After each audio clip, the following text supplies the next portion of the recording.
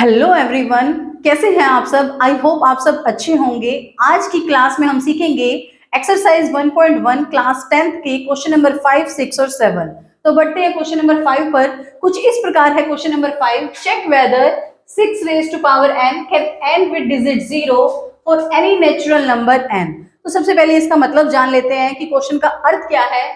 Check मतलब जांच करके दिखाइए, पता करिए कि क्या 6 की पावर n मतलब 6 की घात n 0 पर अंत होता है और n यहाँ पर कोई एक प्राकृत संख्या है, नेचुरल नंबर है।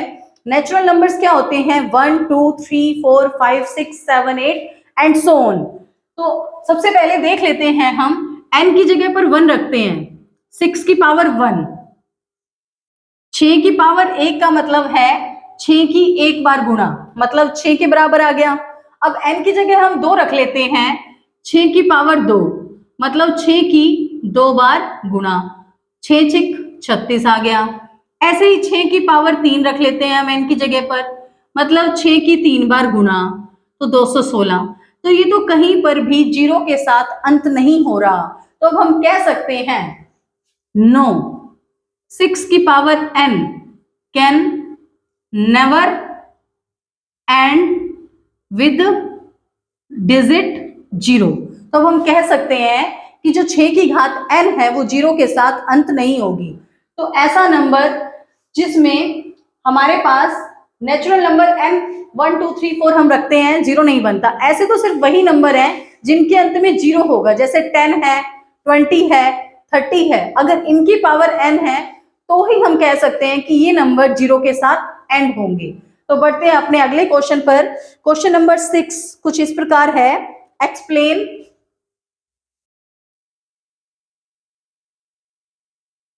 वाई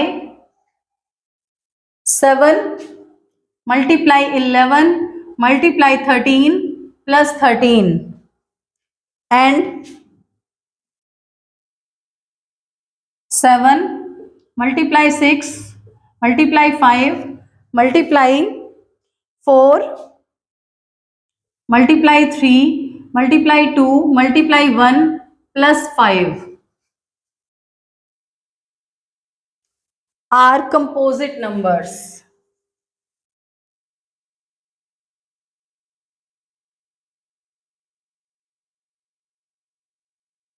सबसे पहले क्वेश्चन नंबर 6 का मीनिंग जान लेते हैं।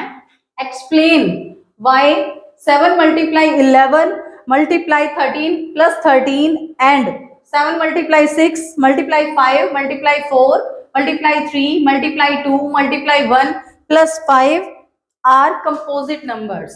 तो पता करके बताइए कि क्यों ये नंबर्स कंपोजिट नंबर्स हैं, कैसे ये नंबर्स हम कंपोजिट नंबर्स कह सकते हैं। हमने पहले जब फर्स्ट वीडियो करी थी इस चैप्टर की, तो उसमें डिस्कस किया था इंट्रोडक्शन में कि फंडामेंटल थ्योरम ऑफ अर्थमेटिक क्या है, उसका अर्थ क्या है। उसका अर्थ यही है कि every composite number can be written as product of prime. तो हम हर एक कंपोजिट नंबर को प्राइम नंबर की मल्टीप्लीकेशन के तौर पर प्रस्तुत कर सकते हैं, लिख सकते हैं। तो अगर ये नंबर भी हम इस फॉर्म में बदल दें, मल्टीप्लाई ऑफ प्राइम नंबर, तो हम कह सकते हैं कि ये भी क्या हो जाएगा, कंपोजिट नंबर। तो देखिए इनमें 2 बार जो आया है वो 13 आया है, तो हम सबसे पहले 13 इन दोनों में से कॉमन ले लेंगे। 13 कॉमन लेने के बाद हमारे पास, इसको हम 13 से डिवाइड करेंगे तो क्या बचेगा, 7 मल्टीप्लाई 11 मल्टीप्लाई 1 प्लस, अब 13 से 13 को डिवाइड करेंगे तो यहां भी 1 बचेगा। तो 13 7 और 11 7 और 11 मतलब इसकी मल्टीप्लाई करेंगे तो क्या आ जाएगी, 77 प्लस 1। तो अब इन दोनों को ऐड कर देंगे तो ये हमारे पास आ जाएगा 78। अब 78 के प्राइम फैक्टर्स हमें पता है, क्या लिख सकते हैं हम, इसका प्राइम फैक्टराइजेशन हम रफली यहाँ पर करके चेक भी कर सकते हैं। पहले इसको 2 से डिवाइड करेंगे, ये जाएगा 2 तिया 6 2 नीम 18, फिर इसको 3 से भाग कर लेंगे, 3 एकम 3 3 तिया 9, और फिर इसको 13 से भाग करेंगे। तो ये इसके प्राइम फैक्टर्स बन गए 13 मल्टीप्लाई 2 मल्टीप्लाई 3। तो इस तरीके से ये जो नंबर है हमारे पास, ये किस फॉर्म में आ गया, प्रोडक्ट ऑफ प्राइम की फॉर्म में आ गया।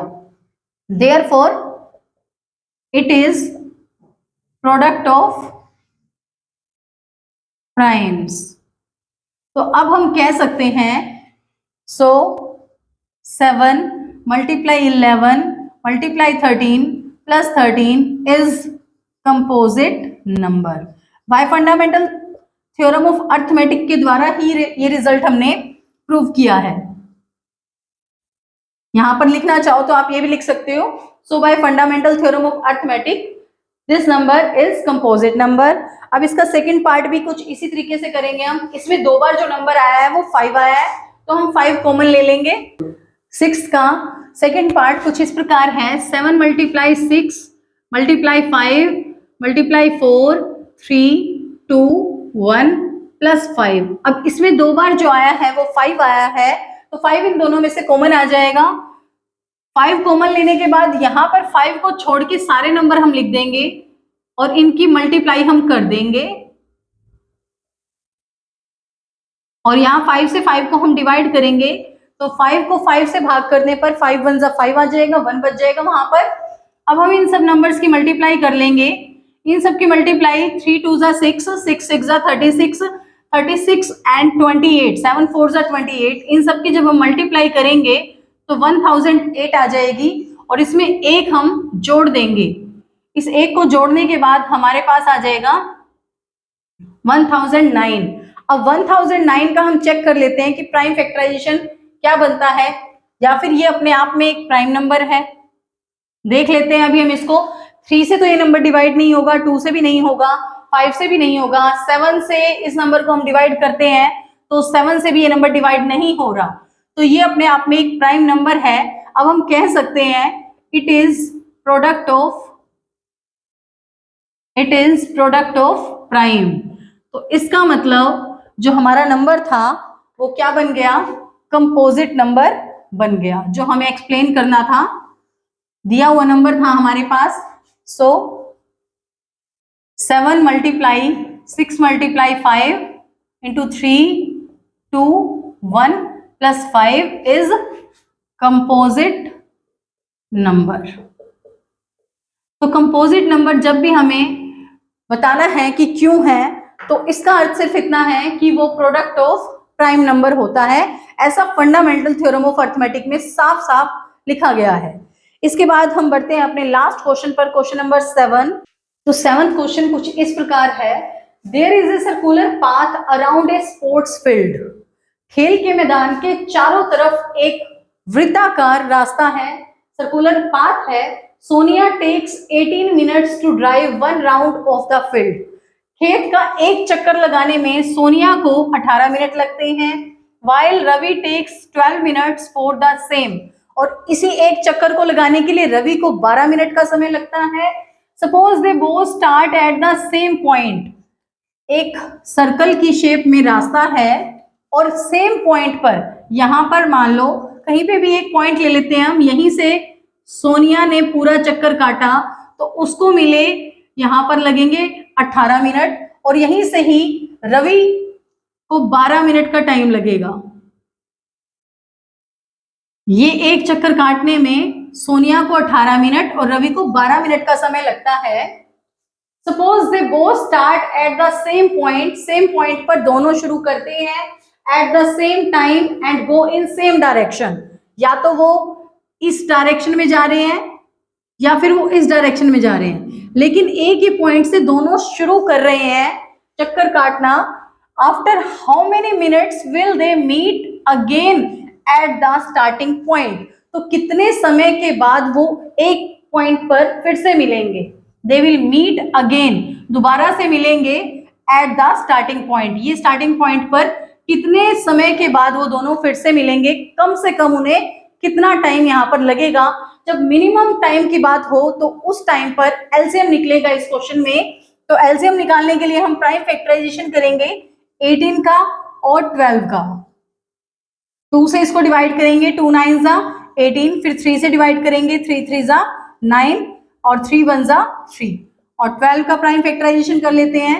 2 से इसको डिवाइड करेंगे, 2 6 जा 12, 2 3 जा 6 एंड 3 1 जा 3। तो 18 के प्राइम फैक्टर्स हैं 2 मल्टीप्लाई 3 मल्टीप्लाई 3, और 12 के हैं 2 मल्टीप्लाई 2 मल्टीप्लाई 3। तो एलसीएम के लिए मैंने बता रखा है आपको जो मैक्सिमम टाइम आ रहा है दोनों में, 2 सबसे ज्यादा बार आया है 2 बार और 3 सबसे ज्यादा बार आया है 2 बार। तो 2 बार हम 2 ले लेंगे और 2 बार हम 3 ले लेंगे और इन सब की गुणा कर देंगे।